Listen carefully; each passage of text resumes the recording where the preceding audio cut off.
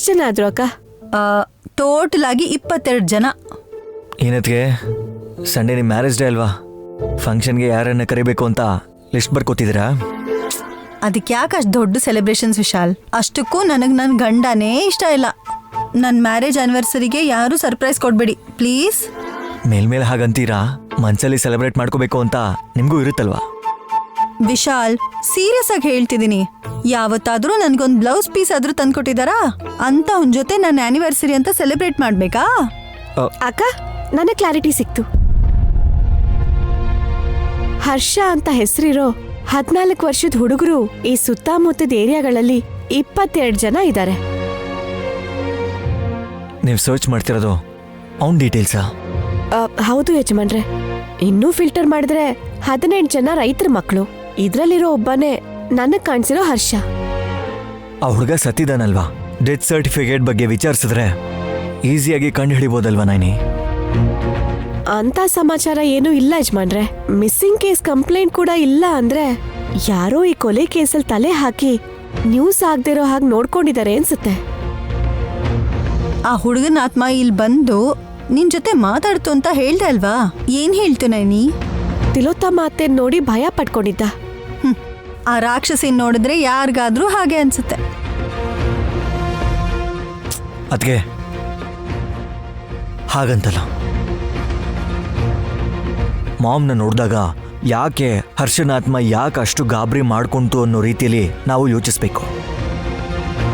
ಹರ್ಷ ಸಾಯೋದಕ್ಕೂ ಅತ್ತೆಗೂ ಏನಾದ್ರೂ ಲಿಂಕ್ ಇರ್ಬೋದಾ? ನನ್ಗೂ ಅದೇ ಅನುಮಾನ ಅಕ್ಕ. ನಿನಗ್ ಡೌಟ್ ಬಂದಿದೆ ಅಂದ್ರೆ ಅದು ನಿಜ ಅಂತಾನೆ ಅನ್ಕೋಬಹುದು. ಯಾವಾಗ ಸತ್ತೋದಂತೆ? ಅದೇನಾದ್ರೂ ಗೊತ್ತಾಯ್ತಾ? ಆ ವಿವರ ಏನು ಗೊತ್ತಿಲ್ಲ, ಆದ್ರೆ ಅವನ್ಗೇನೋ ತೊಂದರೆ ಆದ ಹಾಗೆ ನನಗೆ ಕಾಣಿಸ್ತು ಯಜಮಾನ್ರೆ. ಯಾವಾಗ ನೈನಿ? 1 ವಾರದ ಹಿಂದೆ. ಅಪಾಯ ಬಂದರೆ ನೀನು ಕಾಪಾಡ್ತೀಯ, ಆದರೆ ಈಗಾಗಲೇ ಮರ್ಡರ್ಗೆ ಗುರಿಯಾಗಿದ್ದಾನೆ ಅಂತ ಹೇಳ್ತಿದ್ಯಾ. 1 ವೀಕ್ ಅಂತಂದ್ರೆ ಅದಕ್ಕೂ ಮೊದಲೇ ಸತ್ತೋಗಿರ್ಬೇಕಲ್ವಾ? ತಿಲೋತ್ತಮ ಅತ್ತೆ ಸರ್ಪದ್ವೀಪಕ್ಕೆ ಹೋಗಿ ಬಂದ್ಮೇಲೆ ನಿನಗೆ ಹಾಗನ್ಸಿದ್ದಾ?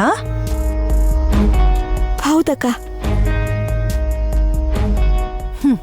Got it.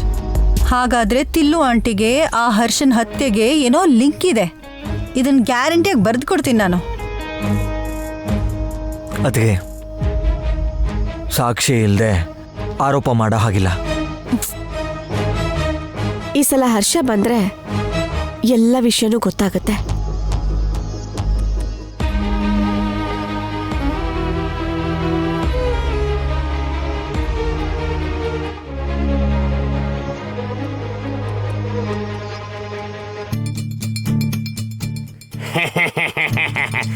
ನೋಡೋ ಗಾಯತ್ರಿ, ಎಷ್ಟು ಗೊಂಬೆಗಳಿದಾವೆ. ಇವುಗಳ ಜೊತೆ ಆಟ ಆಡಿದ್ರೆ ಸಾಕು, ಟೈಮ್ ಪಾಸ್ ಆಗ್ಬಿಡುತ್ತೆ.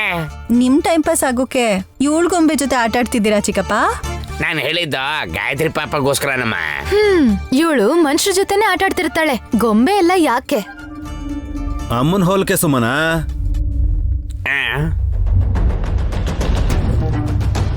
ನೈನೇ ಅದಕ್ಕೆ ಯಾರಿಗೇನ್ ಮಾಡಿದ್ರು ಅಂತ ನೀನೀಗ ಹೇಳ್ತಾ ಇದೀಯ ಬ್ರೋ? ನಾನಿಲ್ವಾ ಎಕ್ಸಾಂಪಲ್ಗೆ? ನಿನಗೇನು ಅನ್ಯಾಯ ಮಾಡಿದ್ಲಮ್ಮ? ಸುಮ್ಮನಂಗೆ ಲಿಪ್ಸ್ಟಿಕ್ ಕೊಡಿಸ್ದೇ ಇದ್ರು, ನೇಲ್ ಪಾಲಿಶ್ ಕೊಡಿಸ್ದೇ ಇದ್ರು ಅದಕ್ಕೆ ಅನ್ಯಾಯ ಅನ್ಕೊಂಡ್ರೆ ನಾವೇನ್ ಮಾಡಕ್ಕಾಗ ಚಿಕ್ಕಪ್ಪ? ನೀವೇ ಹೀಗೆ ಸಾರಲ್ಲಿರೋ ಕರ್ಬೇವ್ ತರ ಎತ್ತಾಗ್ತಿದ್ದೀರಾ, ಆದ್ರೆ ನಮ್ಮ ಅಕ್ಕ ನನ್ನನ್ನು ಇನ್ನೂ ಕೀಳಾಗಿ ನೋಡ್ತಾಳೆ.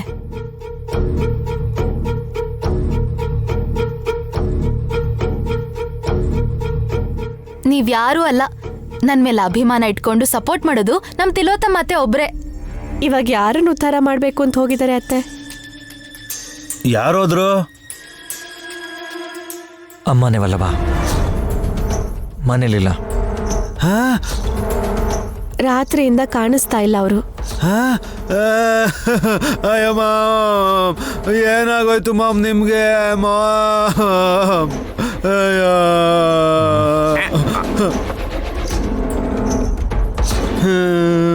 ಮಾಮ್, ಅಯ್ಯ ವಲ್ಲಭ,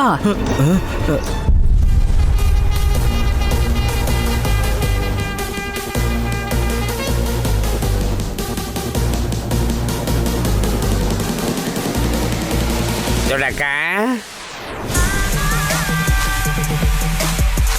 ದೊಡ್ಡಮ್ಮ ಯಾಕಲ್ಲೇ ನಿಂತಿದ್ದೀರಾ? ಬನ್ನಿ ದೊಡ್ಡಮ್ಮವ್ರೆ, ಯಾವಾಗ ಬಂದ್ರಿ?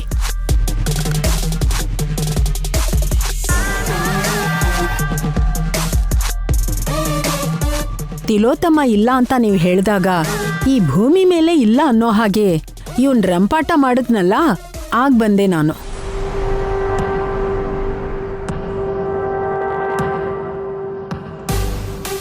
ತಿಲೋತ್ತಮ ಅತ್ತೆ ಆದ್ರೆ ನನ್ ಗಂಡ ಹೇಳ್ದಾಗೆ ಈ ಭೂಮಿ ಮೇಲೆನೇ ಇಲ್ಲ.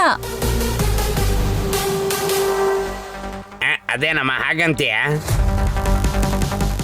ಹೇಯ್, ಇವಳು ನಾಲ್ಗೆ ಮೇಲೆ ಮಚ್ಚ ಇರೋದಕ್ಕೆ ಆಡಿದ ಮಾತು ಯಾವತ್ತಾದ್ರೂ ಒಂದಿನ ನಿಜ ಆಗ್ಲಪ್ಪ ಅಂತ ಆಸೆ ಪಡ್ತಾನೆ ಇರ್ತಾಳೆ. ನಿಮಗೆ ಅರ್ಥ ಆಗ್ಲಿಲ್ಲ ರಜಾ. ನಿಮ್ಮಮ್ಮನ ಕಾಲು ಈಗ ನೆಲದ ಮೇಲೆ ಇಲ್ಲ ಅಂತ ಹೇಳ್ತಿದ್ದೀನಿ. ಕಣ್ಣು ಟೆರೆಸ್ ಮೇಲೆ ಇರತ್ತೆ, ಅವ್ರು ಗಾಳಿಯಲ್ಲಿ ತೇಲ ಆಡ್ಕೊಂಡಿರ್ತಾರೆ.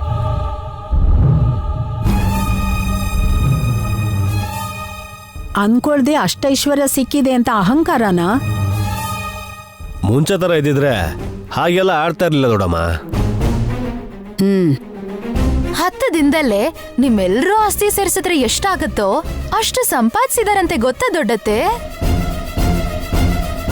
ನಿನ್ ಧ್ಯಾನ ಎಲ್ಲ ದುಡ್ಡು ಆಸ್ತಿ ಅಂತಸ್ತ್ ಮೇಲೆ ಇರತ್ತೆ ಅನ್ಸತ್ತೆ.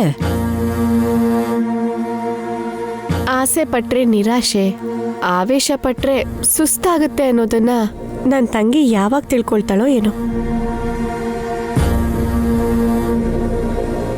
ದೊಡ್ಡಮ್ಮ, ಯಾಕೆ ಶಾಲ್ನ ಹೊತ್ಕೊಂಡ್ ಬಂದಿದ್ದೀರಾ? ಚಳಿ ಆಗ್ತಾ ಇದೆಯಾ? ಇಲ್ಲ ಹುಷಾರಿಲ್ವಾ? ವಯಸ್ಸಾಗಿದ್ಯಲ್ಲಪ್ಪ, ಆರೋಗ್ಯ ನಮ್ ಕೈ ಮೀರಿ ಹೋಗತ್ತಲ್ಲಪ್ಪ.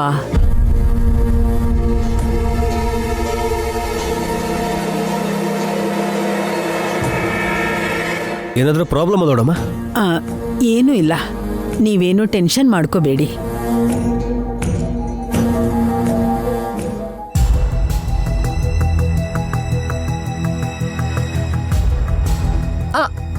ಗಾಯತ್ರಿ, ತಪ್ಪು ಪುಟ್ಟ ಹಾಗೆ ಎಳಿಬಾರ್ದು. ಎಳಿಬಿಡ ಗಾಯತ್ರಿ.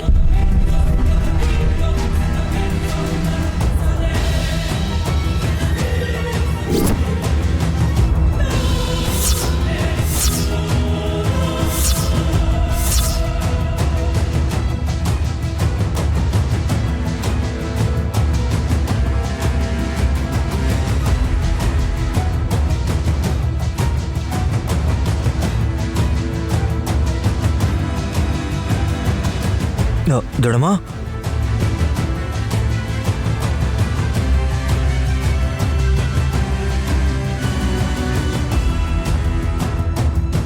ಅಯ್ಯೋ, ಕೈಗೆ ಯಾಕೆ ದೊಡ್ಡಮ್ಮ ಕಟ್ಟಾಕೊಂಡಿದ್ದೀರಾ? ಏನಾಯ್ತು? ಮೊನ್ನೆ ಮಲೇಷ್ಯಾದಲ್ಲಿ ಬಿಸ್ನೆಸ್ ಮೀಟಿಂಗ್ ಪೂರ್ತಿ ಮುಗಿದ್ಮೇಲೆ ಹೋಟೆಲ್ಗೆ ಹೋದೆ. ಮಳೆಗಾಲ ಅಲ್ವಾ, ಲಾಬಿಗೆ ನೀರು ಬಂದಿತ್ತು. ಅದು ನೋಡ್ಲಿಲ್ಲ, ಜಾರ್ ಬಿದ್ದೆ. ಅಯ್ಯಯ್ಯೋ, ದೊಡ್ಡಮ್ಮ ಫ್ರಾಕ್ಚರ್ ಏನಿದ್ರು ಆಯ್ತಾ? ಇಲ್ಲ, ಚಿಕ್ಕ ಗಾಯ ಅಷ್ಟೇ. ಇಷ್ಟು ದೊಡ್ಡ ಪಟ್ಟಿ ಕಟ್ಕೊಂಡಿದ್ದೀರಾ, ಚಿಕ್ಕ ಗಾಯ ಅಂತಿದ್ದೀರಲ್ಲ ದೊಡ್ಡಮ್ಮವ್ರೆ. ಅತ್ತೆ, ಈ ತರ ಆಗಿ ಎಷ್ಟು ದಿವಸ ಆಯ್ತು? 3 ದಿನ ಆಯ್ತು. ಇನ್ನು 30 ದಿನ ಆದ್ರೂ ಹೀಗೆ ಇರಬೇಕು ಅಂದಿದ್ದಾರೆ.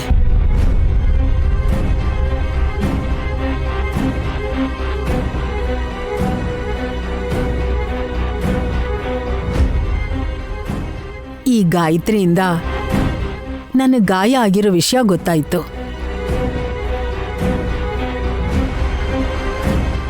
ನೀನು ಕೂಡ ತಿಲೋತ್ತಮ ಅಕ್ಕನ ಮುಚ್ಚಿಡ್ಬೇಕು ಅಂತಿದ್ಯಾಕ? ಅವಳೇನ್ ಮುಚ್ಚಿಟ್ಲು? ಏನಿಲ್ಲ ಬಿಡಿ ದೊಡ್ಡಮ್ಮ, ಹೊಟ್ಟೆ ಕಿಚ್ಗೆ ಇವ್ರು ಹಾಗೆ ಹೇಳೋದು.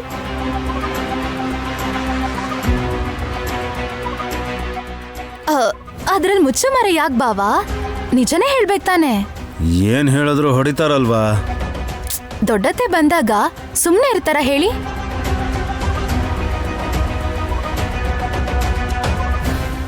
ಆ ಜವಾಬ್ದಾರಿ ಅತ್ತೆನೇ ತಗೋತಾರೆ ಅಂತ ನಮ್ ಸುಮನ ನಂಬಿಕೆ. ನೀನಿರು ಹಾಸಿನಿ.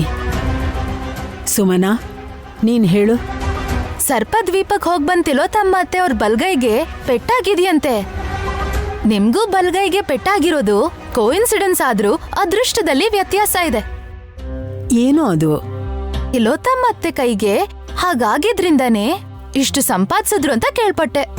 ನೀವ್ ನೋಡಿದ್ರೆ ಕಂಪನಿ ಪ್ರಾಫಿಟ್ ಲಾಸ್ ಟೂರ್ ಮೇಲೆ ಫಾರಿನ್ಗ್ ಹೋಗಿ ಏಟ್ ಮಾಡ್ಕೊಂಡ್ ಬಂದಿದ್ದೀರಾ. ಪಾಪ ಅಲ್ವಾ? ಸುಮನಾ, ಈಗ ಸುಮ್ನಿರ್ತೀಯ ನೀನು? ದೊಡ್ಡಮ್ಮ ಹೊಡೆಯೋವರೆಗೂ ಹಿಂಗ್ ಮಾತಾಡ್ತಾನೆ ಇರ್ತಾಳತ್ಗೆ. ವಿಕ್ರಾಂತ್, ನಾನ್ಯಾಕೆ ಅವಳ ಮೇಲೆ ಕೈ ಮಾಡ್ಲಿ? ನಿನ್ ಹೆಂಡತಿ ಹೇಳೋದು ನಿಜಾನೇ. ಮಲೇಷ್ಯಾಗ್ ಹೋಗಿದ್ರು ನನ್ನ ಕೆಲಸ ಪೂರ್ತಿ ಆಗ್ಲಿಲ್ಲ. ನಿಮ್ಮಮ್ಮ ಸರ್ಪದ್ವೀಪಕ್ಕೆ ಹೋಗಿ ಬಂದ್ಮೇಲೆ ತುಂಬಾ ಕೆಲಸ ಶುರು ಮಾಡ್ಕೊಂಡಿದ್ದಾಳೆ ಅನ್ನೋ ಸುದ್ದಿ ನನ್ನ ಕಿವಿಗೆ ಬಿತ್ತು.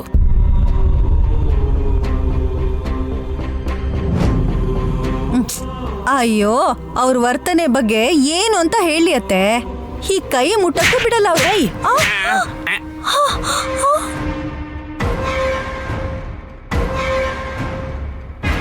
ದೊಡ್ಡಮ್ಮ,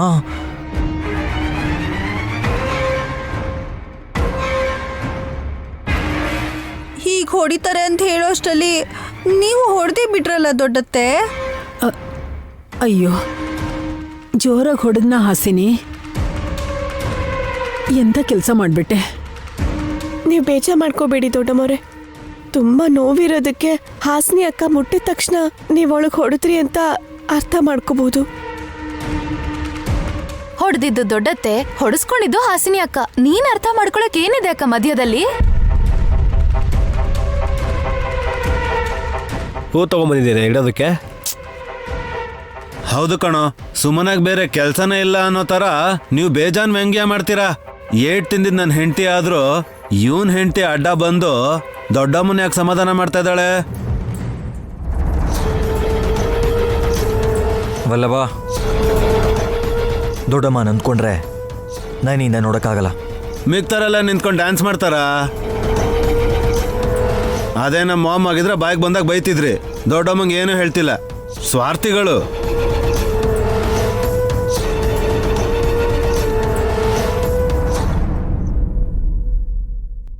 ವಲ್ಲಭ, ಮಾತಾಗ ಮಾತು ಬೆಳೆದು ಜಗಳ ಆಗತ್ತೆ. ಹಾಸಿನಿಗೆ ಕ್ಷಮೆ ಕೇಳು ಅಂದ್ರೆ ಕೇಳ್ತೀನಿ. ಅಯ್ಯೋ, ಎಂತ ಮಾತು ಹೇಳಿದ್ರಿ ಅತ್ತೆ. ಬೆಳಗ್ಗೆ ಎದ್ದಾಗಿಂದ ಈ ಕೆನ್ನೆ ಸ್ವಲ್ಪ ಮರಗಟ್ಟಿತ್ತು ಬಿಡಿ. ಅದ್ ಹೇಗ್ ಸರಿ ಹೋಗುತ್ತೆ ಅಂತ ಅನ್ಕೊಂಡಿದ್ದೆ. ನೀವ್ ಹೊಡೆದ್ಮೇಲೆ ಸರಿ ಹೋಯ್ತು ಬಿಡಿ. ನೋವಿದ್ರು ಸರಿ, ಪಾಸಿಟಿವ್ ಆಗಿ ತಗೊಂಡು ಹಾಸಿನಿಮ್ಮ ಇವತ್ತು ಗಂಭೀರವಾಗಿರೋ ವಾತಾವರಣನೂ ಕೂಡ ಚಟ್ಕೆ ಹೊಡಿ ಅಷ್ಟರಲ್ಲಿ ಸೀರಿಯಸ್ ಆಗಿದ್ದವ್ರನ್ನ ಹಂಗೆ ನಗಿಸ್ಬಿಡ್ತಾಳೆ ಇವಳು.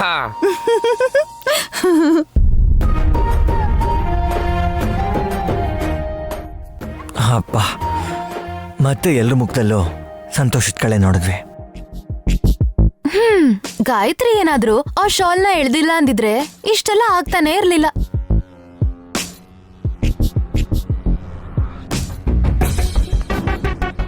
ಸುಮ್ಮನಮ್ಮ, ಮತ್ತೆ ಯಾಕ ಗಲಾಟೆ? ನಡೆದಿರೋದನ್ನ ಎಷ್ಟು ಬೇಗ ಮರಿತೀವೋ ಅಷ್ಟು ಒಳ್ಳೇದು. ಕರೆಕ್ಟು. ದೊಡ್ಡತ್ತೆ, ನಿಮ್ಮ ಕೆಲ್ಸ ಇದೆ, ಮೀಟಿಂಗ್ ಇದೆ ಅಂತ ಹಾಗ್ ಬಂದು ಹೀಗೆ ಹೋಗ್ತೀರಾ. ಈ ಸರ್ತಿ ಅಂತೂ ಟಿಫಿನ್ ಮಾಡ್ಬಿಟ್ಟೆ ಹೋಗ್ಬೇಕು. ಹೀಗೆ ಹೇಳ್ತೀರಾ ಅಂತಾನೆ ಈ ಸಲ 2 ದಿನ ಇದ್ದು ಹೋಗೋಣ ಅಂತ ಬಂದೆ.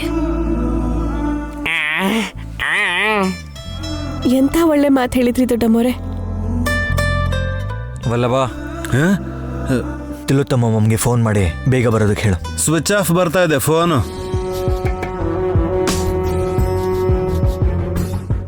ನಾನ್ ಬಂದಿದ್ದೀನಲ್ಲ, ಅವಳು ಬರಲ್ಲ.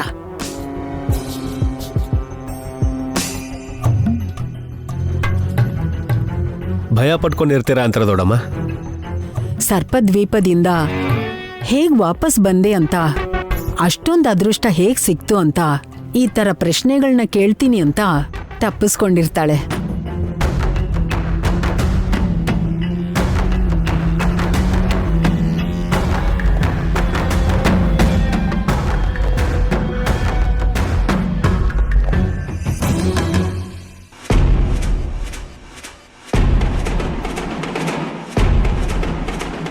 ಏಯ್ ಸುಮನ, ಏನಾಯ್ತಾ ಕೈಗೆ? ಭಯ ಪಡ್ಬಿಡಿ ಚಿಕ್ಕ ಯಜಮಾನ್ರೆ, ಇದ್ ನಂದಲ್ಲ, ದೊಡ್ಡತೆ ಲಲಿತಾ ದೇವಿ ಅವ್ರದ್ದು. ಇದನ್ನ ಕೈಗೆ ಹಾಕೊಂಡು ಇಲ್ಲಿಗೆ ಬಂದ್ರಲ್ವಾ ಅವರು? ದೊಡ್ಡಮ್ಮನ ಕೈಯಲ್ಲಿ ಇರ್ಬೇಕಾಗಿದ್ದು ನಿನ್ನ ಹತ್ರ ಯಾಕಿದೆ?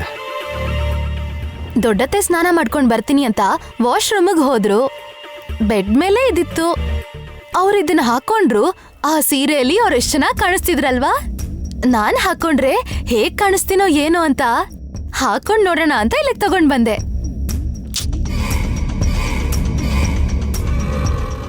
ಅಯ್ಯೋ, ನನ್ನ ತಲೆ ಕೆಟ್ಟು ಹುಚ್ಚ ಹೆಂಡ್ತಿ. ಚಿಕ್ಕ ಮಕ್ಕಳು ಕೂಡ ಈ ಥರ ಕೆಲಸ ಮಾಡಲ್ಲ ಕಣೆ. ಇದನ್ನೇನು ನೆಕ್ಲೆಸ್ ಅನ್ಕೊಂಡಿದ್ದೇನೆ ಹಾಕೊಂಡು ಊರು ತುಂಬ ತಿರ್ಗಾಡೋದಕ್ಕೆ? ತೆಗ್ದಕ್ಕೆ ಇದನ್ಯಾರ ನೋಡಿದ್ರೆ ಬುದ್ಧಿ ಜ್ಞಾನನ ಇಲ್ಲ ಅನ್ಕೋತಾರೆ ನಂಗೆ. ನಿಮ್ಮನ್ ಯಾಕ್ರಿ ಬೈತಾರೆ? ನಿನಗೆ ಬಾರಿಸ್ದೆ ಸುಮ್ಮನೆ ದಿನಲ್ಲ ಅದಕ್ಕೆ. ಏನ್ ಚಿಕ್ಕ ಯಜಮಾನ್ರೆ ಹೀಗೆ ಹೇಳ್ತೀರಾ? ನಾನೇನಾದ್ರೂ ನನ್ನನ್ಗೆ ಅಂತ ಇದನ್ ತಗೊಂಡ್ ಬಂದ್ನಾ? ಪರ್ಮನೆಂಟಾಗಿ ಬೇಕು ಅಂದ್ರೆ ಹೇಳೆ, ನಿನ್ನ ಕೈನ ಮುರಿದು ಹಾಕಿ ಈ ಥರ ಬ್ಯಾಗ್ನ ನಿನ್ನ ಸೀರೆಗೆ ಹೊಲಿಸ್ಬಿಡ್ತೀನಿ. ಈ ವ್ಯಂಗ್ಯಕ್ಕೇನು ಕಮ್ಮಿ ಇಲ್ಲ. ನೀನು ಅದನ್ನು ತೆಗೆಯದೇ ಇದ್ರೆ ನಾನು ಹೇಳಿದ್ದೆ ನಿಜ ಆಗುತ್ತೆ ಇವಾಗ. ಹಾ, ಇದೇ ಒಳ್ಳೆ ಅವಕಾಶ ಅಂತ ನನ್ನ ಅಂಗವಿಕಲೆ ಮಾಡಿದ್ರು ಆಶ್ಚರ್ಯ ಇಲ್ಲ. ನಿಮಗ್ ನನ್ ಮೇಲೆ ಎಷ್ಟು ದ್ವೇಷ ಇದೆ ಅಂತ ನನಗ್ ಚೆನ್ನಾಗ್ ಗೊತ್ತು.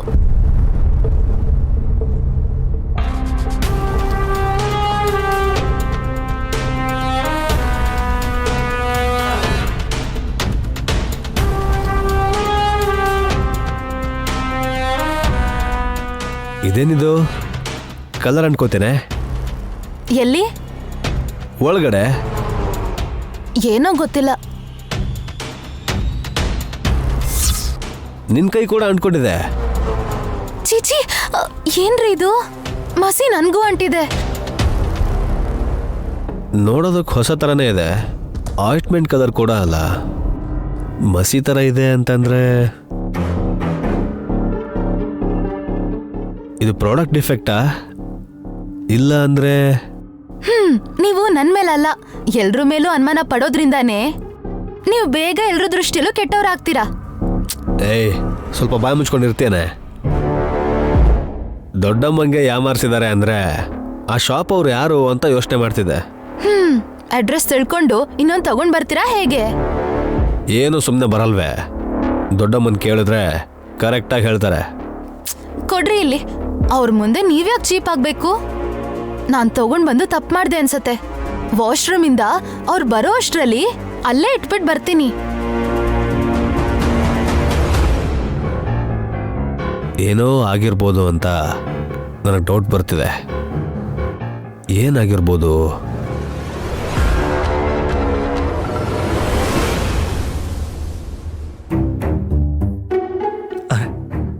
ಇಷ್ಟೊಂದು ಮಿಸ್ ಕಾಲ್ಸ್ ಇದೆ. ಯಾರು ಮಾಡಿದ್ದಾರೆ ಯಜಮಾನ್ರೆ? ದೊಡ್ಡಮ್ಮ. ಯಾವ ದೊಡ್ಡಮ್ಮ? ದೊಡ್ಡಮ್ಮ ಅವರೇ ಅಲ್ವಾ? ಲಲಿತಾ ಅಮ್ಮ ಅವರೇ ಅಲ್ವಾ? ಮನೇಲಿ ಇರೋರು ವಿಶಾಲ್ ಅಂತ ಕರೀದೆ ಫೋನ್ ಯಾಕೆ ಮಾಡ್ತಿದ್ದಾರೆ ನೈನಿ? ಹೌದಲ್ವಾ? ಯಾವ ಟೈಮಲ್ಲಿ ಫೋನ್ ಮಾಡಿದ್ದಾರೆ ಅಂತ ನೋಡಿ ಯಜಮಾನ್ರೆ. ಜಸ್ಟ್ ಈಗಲೇ 10 ನಿಮಿಷನೂ ಆಗಲಿಲ್ಲ, ಇಷ್ಟೊಂದು ಮಿಸ್ ಕಾಲ್ಸ್ ಬಂದಿದೆ. ವಿಚಿತ್ರ ಅನ್ನಿಸ್ತಿದ್ಯಲ್ಲ. ಇಲ್ಲಿವರೆಗೂ ಎಲ್ಲ ಹಾಲಲ್ಲೇ ಇದ್ವಿ. ಕೈಗೆ ಏನಾಯ್ತು ಅಂತ ಕೇಳಿದ್ವಿ. ಮಲೇಷ್ಯಾ ಟ್ರಿಪ್ ಬಗ್ಗೆ ಹೇಳ್ದಂತ ಅವರು ಫ್ರೆಶ್ ಆಗಿ ಬರ್ತೀನಿ ಅಂತ ರೂಮ್ಗೆ ಹೋದ್ರಲ್ವಾ? ವಾಶ್ರೂಮ್ ಲಾಕ್ ಆಗಿದ್ಯೋ ಏನೋ? ಅಯ್ಯೋ ದೊಡ್ಡಮ್ಮ, ಎಲ್ಲಿಗೆ ಹೋಗ್ತಿದ್ಯಾ ವಿಶಾಲ್? ನೈನಿ ಹೇಳ್ದಾಗೆ ಲಾಕ್ ಆಗಿರ್ಬೋದೇನೋ, ಅದಕ್ಕೆ ದೊಡ್ಡಮ್ಮ ಕಾಲ್ ಮಾಡಿರ್ಬೇಕು. ಬಾತ್ರೂಮ್ ಹತ್ರ ಹೋಗಿ ಬಾಗ್ಲು ಹೊಡಿತ್ಯಾ? ಅದು ಹಾಗಲ್ಲ ಅದಕ್ಕೆ. ಸ್ವಲ್ಪ ಸುಮ್ನಿರಪ್ಪ ವಿಶಾಲ್. ಆ ಥರ ಏನಾದ್ರೂ ಆದ್ರೆ ಅವರೇ ಕೂಕೋತಾರೆ, ಇಲ್ಲ ಅಂದ್ರೆ ಅಲಾರಾಮ್ ಬಟನ್ ಅವರೇ ಒತ್ತುತ್ತಾರೆ. ಮನೆ ತುಂಬಾ ಕುಯ್ ಕುಯ್ ಕುಯ್ ಅಂತ ಸೌಂಡ್ ಬರುತ್ತಲ್ವಾ? ಕರೆಕ್ಟ್. ಆದ್ರೂ ಮೊಬೈಲ್ನ ವಾಶ್ರೂಮ್ಗೆ ಯಾಕೆ ತಗೊಂಡು ಹೋಗ್ತಾರೆ ಯಜಮಾನ್ರೆ? ಇದು ಕರೆಕ್ಟ್, ಆದರೆ ಯಾವುದಕ್ಕೂ ಒಳ್ಳೇದು. ಒಂದ್ಸಲ ಕಾಲ್ ಮಾಡಿ ನೋಡ್ತೀನಿ. ಈಗ ಹೇಳ್ದಲ್ಲ ಅದು ಸರಿ ಇದೆ. ಟ್ರೈ ಮಾಡಿದ್ರೆ ತಪ್ಪಿಲ್ಲ ಅಲ್ವಾ?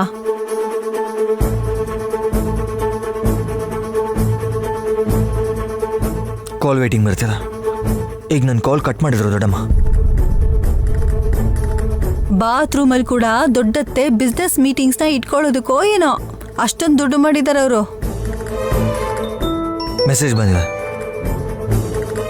ಏನಂತ? ಹಾಯ್ ಮಗ್ನೆ, I am busy right now, I will call you later. ಮನೇಲೇ ಇದ್ಕೊಂಡು ಬ್ಯುಸಿ ಅಂತ ಯಾಕೆ ಮೆಸೇಜ್ ಮಾಡಿದ್ದಾರೆ? ನನಗೆ ಅರ್ಥ ಆಯ್ತು. ನಮಗೂ ಅದೇನು ಅಂತ ಹೇಳಕ್ಕ.